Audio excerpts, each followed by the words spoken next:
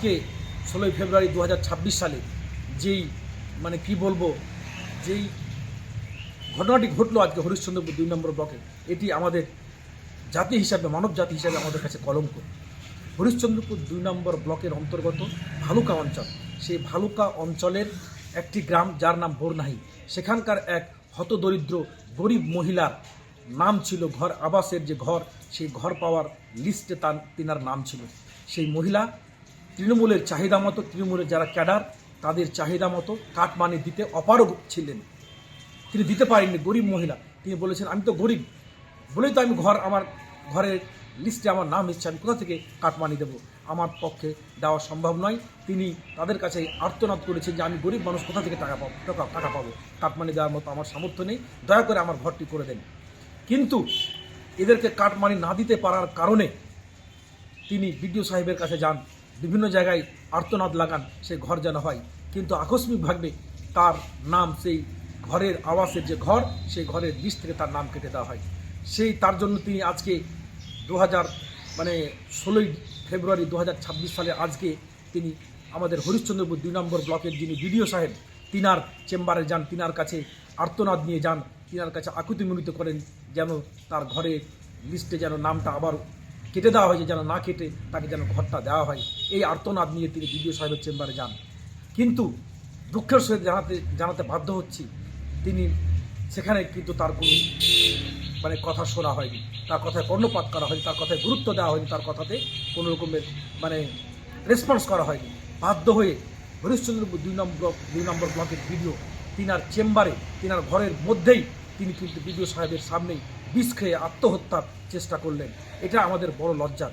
তৃণমূল যারা কিনা বলছে যে আমরা জন্ম থেকে মৃত্যু সব কিছু করে দিয়েছি, আর আজকে আমাদের এখানকার বোরনাহির এক ভদ্রমহিলা তাকে বিডিও সাহেবের চেম্বারে গিয়ে, বিডিও সাহেবের চেম্বারে একদম বিডিও সাহেবের অপোজিটে দাঁড়িয়ে তাকে বিষ খেয়ে আত্মহত্যা করতে বাধ্য করা হচ্ছে। এটা আমাদের কাছে লজ্জার। আজকে হরিশ্চন্দ্রপুর 2 নম্বর ব্লকের যিনি বিডিও তিনার বিরুদ্ধেও বিগত দিনেও অভিযোগ হয়েছে। বিগত দিনে বিডিও সাহেবের বিরুদ্ধে মালদা জেলার ডিএম, এসডিও সাহেব তিনাদের কাছে এই বিডিও সাহেবের এগেনস্টে কিন্তু কমপ্লেন জমা হয়েছে, অভিযোগ জমা হয়েছে। তখনই যদি তাদের এই বিডিও সাহেবের বিরুদ্ধে ব্যবস্থা নেওয়া হতো, তাহলে আজকে কিন্তু এই ভদ্রমহিলা যাকে আজকে বিষ খেয়ে আত্মহত্যা করতে বাধ্য করা হলো, এই দিন আমাদেরকে দেখতে হতো না। কিন্তু তখন সেই প্রশাসনের পক্ষ থেকে তখন কিন্তু কোনো ব্যবস্থা নেওয়া হয়নি। তৎকালীন হরিশ্চন্দ্রপুর 2 নম্বর ব্লকের জাতীয় কংগ্রেসের ব্লক প্রেসিডেন্ট আবুল কাসেম, অর্থাৎ তিনি হরিশ্চন্দ্রপুর 2 নম্বর পঞ্চায়েত সমিতির বিরোধী দলনেতা ছিলেন।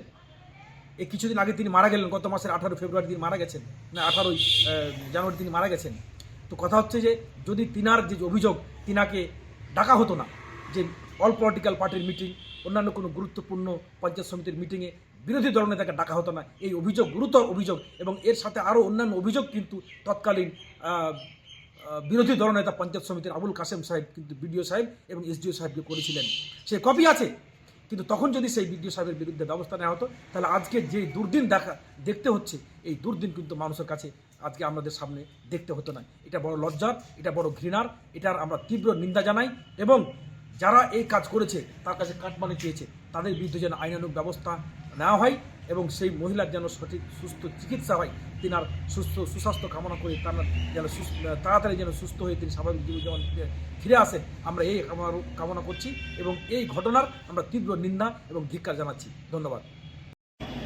হরিশ্চন্দ্রপুর 2 নম্বর ব্লকে বিডিও সাহেবের সামনে এক গরিব নিরীহ লোক, ওনার বাড়ি কাটা হয়েছে। সেই কাটা উচিত না। আজকে এই দুর্নীতির জন্য যার তার নাম যখন তখন কেটে দিচ্ছে, প্রচুর দুর্নীতি। এই দুর্নীতির কারণে মানুষ কি করবে? বিষ পান ছাড়া আর কোনো উপায় নাই। এই সরকার পুরো দুর্নীতিবাজ সরকার, এই সরকারের বিরুদ্ধে লজ্জা লজ্জা লজ্জা। তাই শুনলাম আমরা যে বিডিও অফিসে ঢুকে এই মহিলাটা বিষ খেয়েছে। সেই বিষ খেয়ে খবর শুনে আমরা এই ব্লকে এখন আমরা সবার মধ্যে পৌঁছেছি। বলছি কেন খেতে? এই দুর্নীতি সরকার, প্রচুর দুর্নীতিবাজ সরকার, সম্পূর্ণ দুর্নীতি। কোনো দুর্নীতি ছাড়া কোনো জিনিস, টাকা ছাড়া কোনো গল্প নেই। কোনো ছোট মানুষের একটা সার্টিফিকেট নিতেও দুর্নীতি, টাকা কিছু না কিছু দিতে হচ্ছে। এই আবাস যোজনার নামে সবার নাম তালিকায় আসা সত্ত্বেও এখন বিডিও সাহেবরা এখানে নাম কেটে দিচ্ছেন। তালিকায় নাম চলে এসে মোবাইলে মেসেজ চলে যাওয়া সত্ত্বেও যে হয়তো টাকা দিতে পারছে না গরিব মানুষ, সেই গরিব মানুষ টাকা না দেওয়ার কারণে ওনাদের বাড়ির লিস্টে নাম কেটে দিচ্ছে। কাটমানি প্রশাসনের সরকারের মানে কাটমানি যারা সরকারের দায়িত্বে আছে ওনাদের পকেটে যাচ্ছে। তো তারা এই জন্য দিল্লি থেকে টাকা বন্ধ করা হয়েছিল, এইসব কারণেই টাকা বন্ধ করা হয়েছিল। বলছি সামনেই তো বিধানসভা ভোট, কয়েক মাস পরেই তো ভোট, কি প্রভাব পড়বে কি মনে হচ্ছে আপনার? প্রচুর প্রভাব পড়বে। মানুষ আজ বুঝতে পেরেছে যে টিএমসি সরকার দুর্নীতিবাজ সরকার। এই সরকারের বিরুদ্ধে মানুষ রুখে পড়বে, দাঁড়াবে মাঠে। এই সরকারের সরিয়ে দেওয়ার লক্ষ্যে প্রচুর মানুষ উঠে পড়েছে। এখন কি দাবি করবেন এটাকে নিয়ে আপনারা? এখন দাবি কি করব, এখন মানে এই দুর্নীতিবাজ সরকারকে সরিয়ে দিতে হবে। পরিবারটা কি খুব গরিব ছিল কি শুনুন? আর তাই শুনছি পরিবারটা খুব দরিদ্র পরিবার, গরিব পরিবার। আর ওনার নাম থাকা সত্ত্বেও নাম কেটে যাওয়াতে উনি বিডিও সাহেবের পাশে এসে সামনে এসে বিষ খাওয়ার চেষ্টা করেছেন। কি নাম আপনার? আমার দেবাশিস পাসওয়ান। বাড়ি যাইতে